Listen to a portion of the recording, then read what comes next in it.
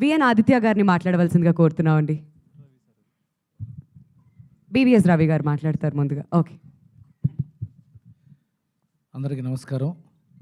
ముందుగా పూజ్యులు గురుతుల్యులు రాఘవేంద్రరావు గారికి, అలాగే భరణి గారికి, వచ్చిన పెద్దలందరికీ, మీడియా మిత్రులకి అందరికీ నమస్కారం.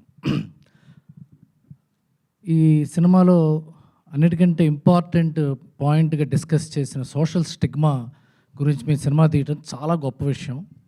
ఈ సమాజంలో స్టిగ్మాస్, రుగ్మతలు ఎందుకు కంటిన్యూస్గా ఉంటాయంటే వాటి గురించి సమాజం డిస్కస్ చేసుకోకపోవడం వల్ల, సొసైటీ డిస్కస్ చేసుకోకపోవడం వల్లే చాలా సమస్యలు కంటిన్యూ అయిపోతూ ఉంటాయి.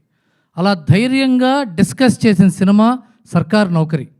ఒక మంచి సమస్యని, ఒక మంచి స్టిగ్మాని డిస్కస్ చేసి 10 మందికి, చాలామంది సిటీస్లో ఉండేవాళ్ళు లేకపోతే Tier 2 సిటీస్లో టౌన్స్లో ఉండేవాళ్ళు ఏమనుకుంటారంటే మోడర్న్ అయిపోయాం అనుకుంటారు.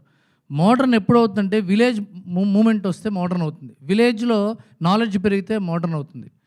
విలేజెస్లో చాలామంది అవసరమైన ఎగ్జిస్టెన్స్కి అవసరమైన నాలెడ్జ్ కూడా లేకపోవడం వల్ల, మూఢనమ్మకాల వల్ల ఆగిపోవడం, ఈ సోషల్ స్టిగ్మా అంటే పక్కన వాళ్ళు ఏమనుకుంటారు అనే ఒక జాడ్యాల వల్ల మనం చాలామంది వెనకబడిపోతున్నాం, చాలా సమాజం వెనకబడిపోతుంది.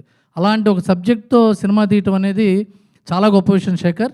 అండ్ ఈ విషయాన్ని ఆయన వినంగానే ఒప్పుకోవటం అంటే అదే ఆయన పెద్దరికం. రాఘవేంద్రరావు గారిది ఎప్పుడు రాగానే ఈ సినిమాని ఎటువంటి కరెక్షన్ లేకుండా చేశాడంటే ఆయన యొక్క సోషల్ రెస్పాన్సిబిలిటీ సినిమా ద్వారా తెలుస్తుంది. అలాగే ఆకాష్, అందరికంటే ఎక్కువగా నేను మాట్లాడాల్సిన ఆకాష్ గురించి. నేను ఆకాష్ ఫోటోగ్రాఫ్స్ ఆల్మోస్ట్ 8-9 ఇయర్స్ బ్యాకే అనుకోకుండా యాదృచ్ఛికంగా చూశాను సునీత గారు కలిసినప్పుడు. అప్పటి నుంచి నేను ఆవిడని వేధిస్తున్నా, ఏమండి మీ అబ్బాయి హీరో అండి అంటే ఈవిడ కాదేమో అనే చిన్న సందిగ్ధం కూడా ఉంది. కానీ డెఫినెట్గా Akash, your a brilliant actor. Raghavendra Rao గారు ఎంతోమంది స్టార్స్ని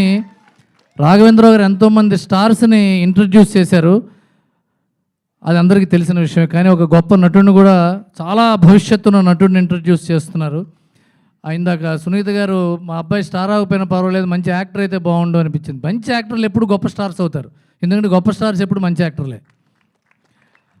అలాగే భావన, బ్రిలియంట్. నేను మీ ఫుటేజ్ కూడా చూశానమ్మా, మీది కూడా చూశాను మణిచంద్ర. అండ్ ఈ సినిమా కూడా నేను చాలా వరకు చూశాను, చాలా బాగుంది. శాండిలీ మ్యూజిక్ కానీ కొన్ని చోట్ల హార్ట్ రెంచింగ్గా ఉంది, లిరిక్స్ కానీ అవి. This is a full package of a greatest emotional journey.